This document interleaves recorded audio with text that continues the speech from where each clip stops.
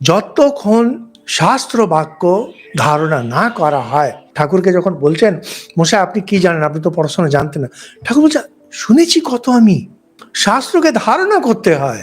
তিনি বলছেন বেদান্ত বাক্যকে বিধিপূর্বক শোনেননি, এ নিজে পড়ে নিলে হবে না।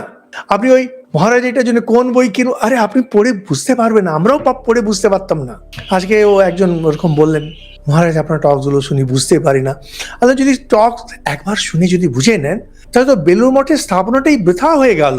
বেলুড় মঠ হচ্ছে বেদান্ত বিজ্ঞানের মহাকেন্দ্র। স্বামীজিকে এমনি কেন্দ্র স্থাপনা করলেন।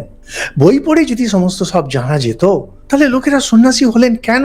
আর এই যে বেদান্ত বিজ্ঞানের কেন্দ্র যেটা করা হলো, এই জন্যই না বারবার বারবার বারবার শুনতে হয়। ও বই পড়ে নিলাম, ওই যে মহারাজ হ্যাঁ কথা আমি তো পড়েছেন, কথা আমি তো পড়ে ফেলেছি মহারাজ, আমি ফেলে দিয়েছি।